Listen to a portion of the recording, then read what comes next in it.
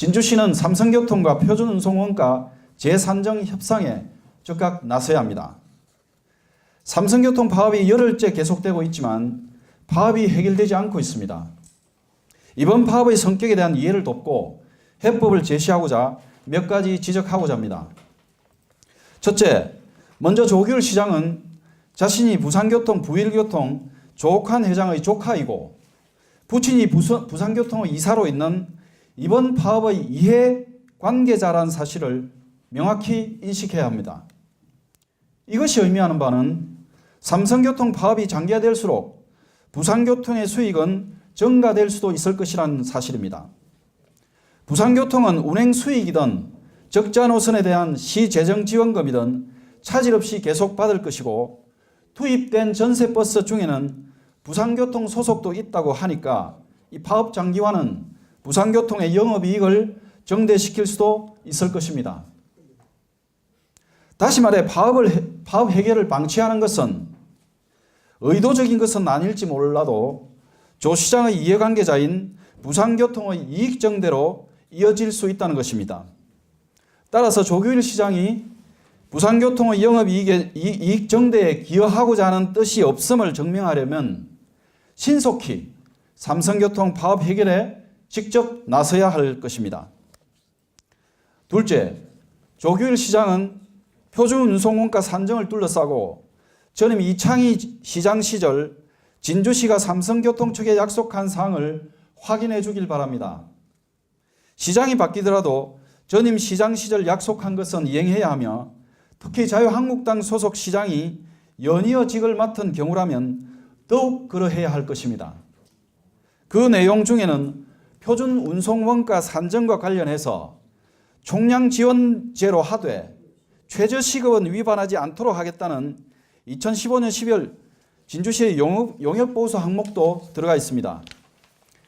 이에 따라 삼성교통이 최저임금 제도에 부응하여 최저시급에 맞춰 임금을 인상한 것을 두고 월급을 제일 많이 받는 삼성교통이 적자를 이유로 파업한다는 현수막을 전세버스에 내걸도록 한 진주시의 태도는 사태를 악화시킬 뿐입니다. 게다가 삼성교통이 요구하는 표준운송원가 61만 5천 원보다 15만 5천 원이 많은 전세버스 한 대당 하루 77만 원, 월 23억 원의 시민 혈세를 쏟아붓고 있는 상황은 상식적으로 납득이 되지 않습니다. 통상임금과 제수당의 비율, 그리고 표준운송원가 산정에 대한 진주시와 삼성교통 간의 입장 차이는 토론과 협의를 통해 풀어나가야 할 문제이며 대화 거부의 이유가 될 수 없습니다.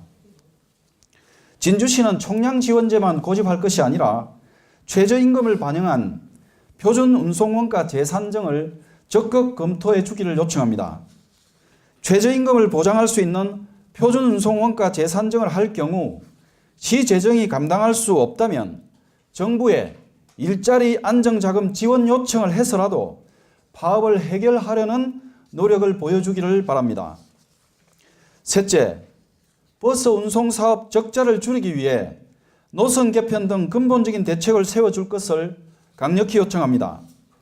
최근 3년간 진주시가 4개 버스 회사에 지원한 재정지원금은 2017년 110억 원, 2018년 150억, 2019년 182억 원 등 해가 갈수록 운송 적자폭이 커지고 있습니다.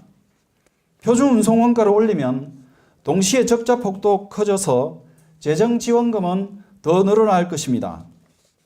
이에 대한 해결책은 대중교통 이용이 더욱 편리하도록 노선을 획기적으로 개편하여 승객 수를 늘려나가는 수밖에 없습니다.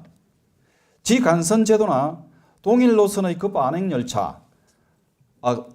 배차, 그리고 버스 환승제도, 마을버스 운행, 버스 정류장 현대화 등 다양한 대책을 강구하여 자가용 이용을 줄여나가야 합니다.